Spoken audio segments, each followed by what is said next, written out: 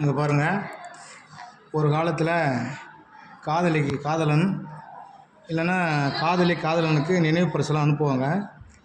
இது கிட்டத்தட்ட 5 ஆண்டுகள் ஆயிடுச்சு இந்த நட்பு.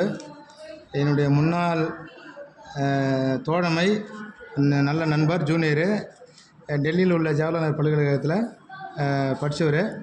நாங்கள் படிக்கும்போது ஓராண்டு தான் தெரியும், அதுக்கு பிறகு 15 ஆண்டு ஆயிடுச்சு. அவர் அந்த நட்புக்கு ஒரு இலக்கணமாக நினைவு பரிசு அமெரிக்கா போனார், பாரிஸில் வாங்கின ஒரு கிஃப்ட்டு வாங்கி இப்போ தற்போது அனுப்பிச்சிருக்கிறாரு. இன்னும் அனுப்பிச்சிக்கிறாரு, நான் பார்க்கலான்றதுக்குள்ளேயே கூட ஒர்க் பண்ணுறவங்க பிரிச்சுட்டாங்க. இருந்தாலும் நான் பிரித்து பார்த்தா ரொம்ப மகிழ்ச்சி அடைஞ்சிருப்பேன். மறுபடியும் நான் திறந்து ஒரு மகிழ்ச்சி அடைகிறேன். என்னதான் இப்போ பார்ப்போம் தம்பி.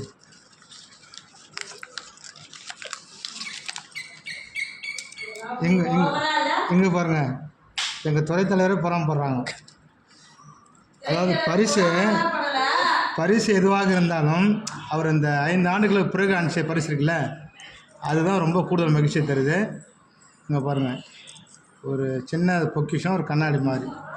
இது விளக்கம் எனக்கு புரியறதுக்கு முன்னாடியே கூட ஒர்க் பண்ணுறவங்க ஒரு மேடம் சொன்னாங்க, அண்ணா இதோடைய விளக்கம் உனக்கு தெரியுமான்னு கேட்டாங்க. என்னம்மான்னு கேட்டேன். நீங்கள் கண்ணாடி மாதிரியா? என்னடா இது கண்ணாடியானா என்னம்மான்னு கேட்டேன். கோவப்பட்டால் கோவப்படுவீங்களா, அன்பாக இருந்தால் அன்பாக இருப்பீங்களா அப்படின்னாங்க. அந்த தம்பிக்கு ஃபோன் பண்ணி கேட்டபோது அதை தான் மனசில் வச்சு வாங்கியிருக்காரு.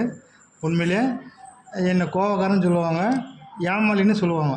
அதை கண்டிப்பாக ஞாபகம் வச்சிருந்து ஒரு சிறந்த பரிசு அமெரிக்காவில் இல்லை பாரிஸில் வாங்கின ஒரு பரிசு. நீங்களும் பாருங்கள், காதலை தாண்டி ஒரு நட்பு எவ்வளோ புனிதமானது என்பதை பற்றி இது வாயிலாக தெரிந்து கொண்டேன்.